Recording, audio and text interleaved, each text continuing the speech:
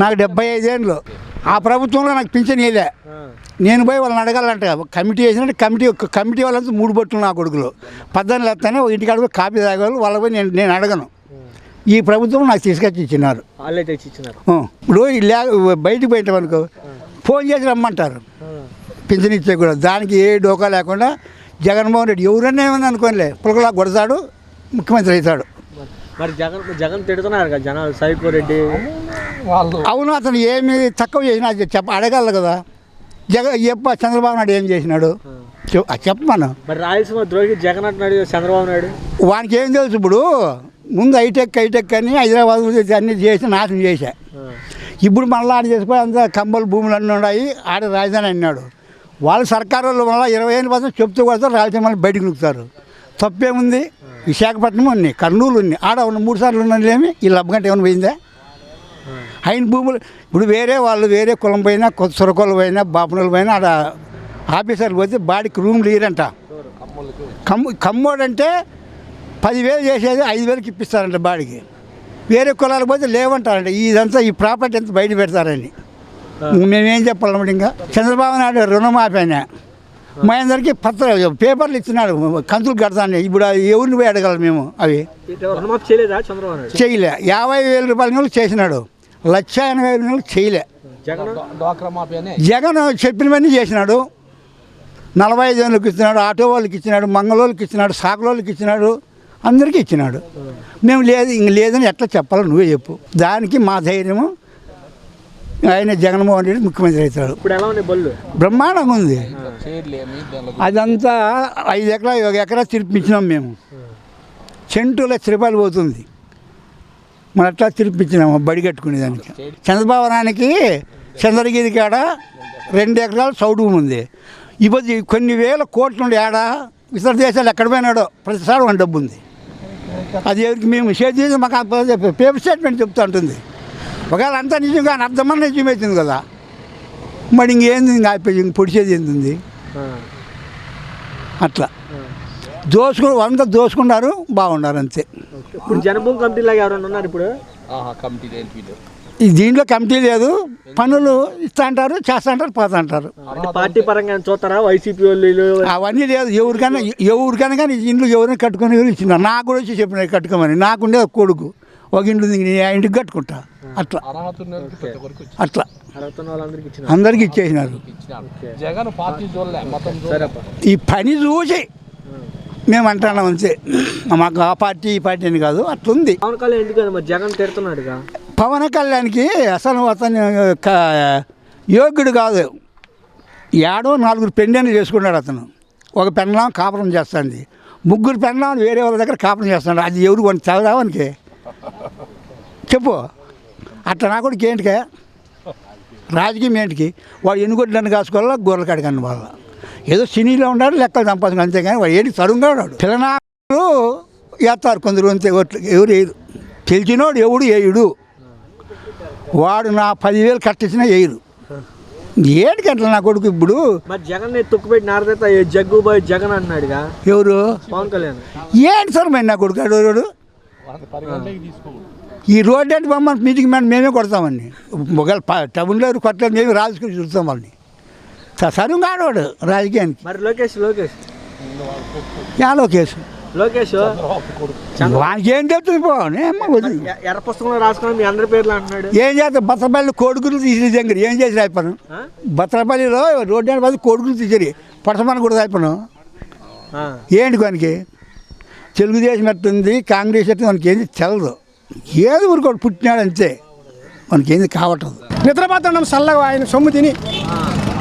బాధ్యత మాకు ఇంటికి ₹1,00,000 వస్తుంది సంవత్సరానికి. ఆయన పంపించేది మాకు ₹1,00,000 పంపిస్తున్నాడు. 3 వికలాంగులు ఉన్నారు. 3 వికలాంగులకు 3×9, నాదొక 3,000, 4×4 12,000 వస్తుంది పింఛనీలు. నెలకు వచ్చి 12,000 పింఛనీలు. మళ్ళా ఆ సార్ ఏదంటే 40 ఏళ్ళు నా భార్యకు అది వస్తుంది. అమ్మఒడి పిల్లలు చదువుకున్న వాళ్ళకు వస్తుంది. ఏంది ఈ ప్రభుత్వంలో అన్నీ బాగా చేసినారు మాకు. అప్పుడు వద్దులే అవన్నీ మనకు ఆ సమస్యలు వద్దు. ఈ మానవాని గురించి లక్షణంగా చేసినాడు అందేమే.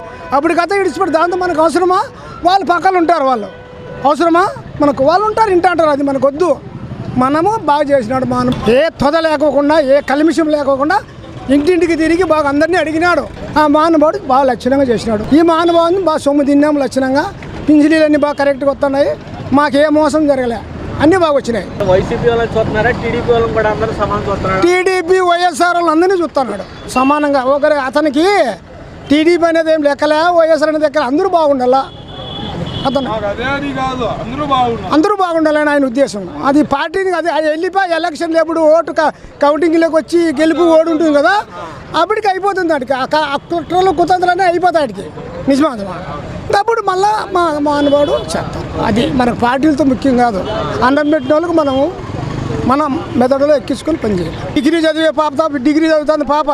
ఆ పాపకు లక్షణంగా లెక్కలు పడతాను, ఆ లెక్కలతోనే చదివించుకుంటాను. మాది 10 పైసలు కూడా కీలే మేము కాలేజీలు గట్ల. డిగ్రీ చదువుతుంది ఆ పాప. అన్నం పెట్టిన తలుచుకోలేయా? ఇప్పుడు రేపు పొద్దున వచ్చి డబ్బులు పంచుతాడు వాడు ఎవడో అనుకో, దానికి లోపడకూడదు. మనం మాకు బాగా అందుబాటులో చేసినాడు. ఈ పొద్దు మనం మరసకూడదు.